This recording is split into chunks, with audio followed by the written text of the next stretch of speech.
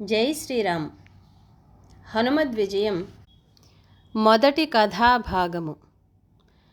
జాంబవంతుడు ప్రోత్సాహం చేయటం వల్ల హనుమంతుడు తన శక్తి తాను తెలుసుకున్నాడు.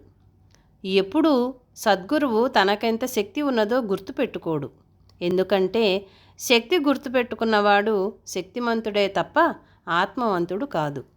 ఎప్పుడూ దైవంలో ఉండేవాడికి దైవం యొక్క వైభవం అతడిలో భాషిస్తుంది తప్ప తనకింత బలం ఉన్నదని గాని తనకిన్ని శక్తులున్నాయని గాని గుర్తుపెట్టుకుంటాడా? పెట్టుకోడు. అది హనుమంతుని ప్రత్యేకత. దైవమునకు తనకు ఏమాత్రం తేడా లేదు. అలాంటి భక్తాగ్రగణ్యుడు.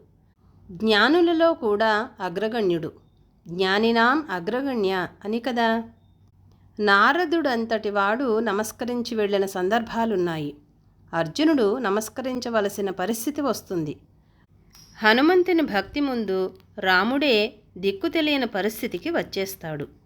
హనుమంతుని భక్తి ఎలాంటిదంటే రాముడేం చేయలేకపోతాడు. రాముని కన్నా రామనామము యొక్క బలాన్ని తన యందు సంపూర్ణంగా నింపుకున్నవాడు హనుమంతుడు. ఎందుకని? తన యందు ఉన్నదే రాముడే. కాబట్టి రాముడిని రాముడే సంహరించుకోవాలి.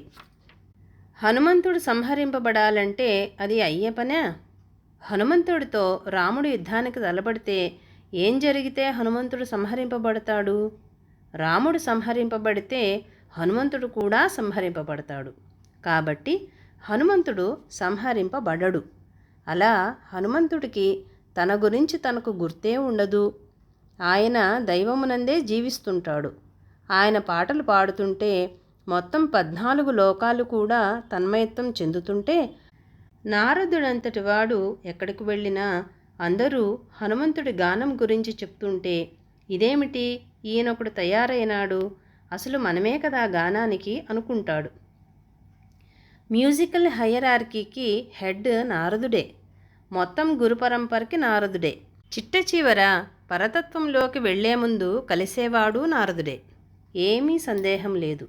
అలాంటి నారదుడు ఎక్కడికి వెళ్ళినా హనుమంతుని కీర్తి వింటుంటే ఏమిటి, ఈ హనుమంతుడిని తెలుసుకోవడానికి వెళ్ళి ఏమిటయ్యా నువ్వు చాలా బాగా పాడుతావా అంటే అవునా, నాకు తెలియదు అంటాడు.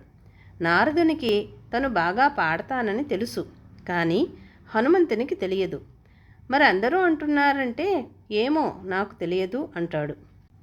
ఏది ఒకసారి పాడి వినిపించమంటాడు. పాడితే నారదుడే కరిగిపోతాడు. హనుమంతునికి తను పాడుతున్నానని కూడా తెలియదు. తనెంతటివాడో అతనికే తెలియకపోవడం పరమేష్ఠి గురువు లక్షణంగా చెప్పుకుంటాము. అంతేకాని ఆయన బలం ఆయనకే తెలియదుట అని ఎవరూ అనుకోరాదు. తన గురించి తను ఆలోచించని వాడే అసలు భక్తుడు. అంబరీషుడు అదే, ప్రహ్లాదుడు అదే. ప్రహ్లాదునికి తనను ఏం చేసినా చావను అని తెలియదు కదా.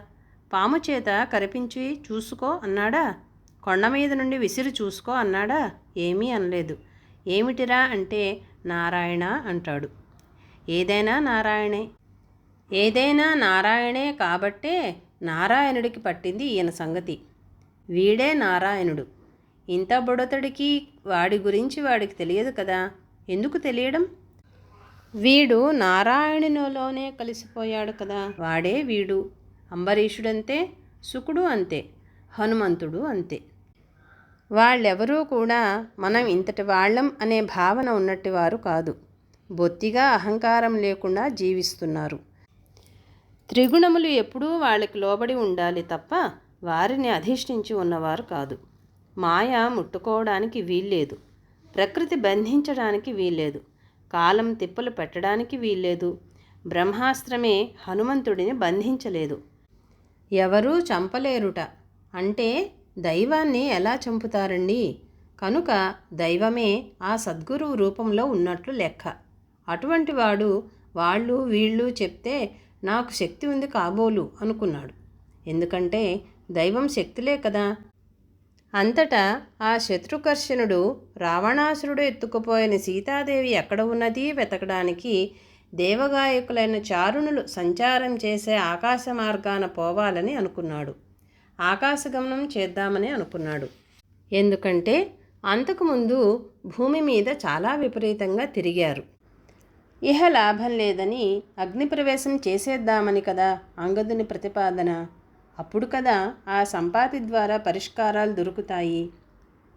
అయితే సద్గురువు ఎప్పుడూ ఆకాశ మార్గానే వెళుతుంటాడు. అందుకనే masters presence is not physical అని చెప్పారు. భౌతికంగా ఉంటేనే ఉన్నారని అనుకోకండి, ఈథరిక్గా వాళ్ళు ఎప్పుడూ ఉంటారు. జై శ్రీరామ్.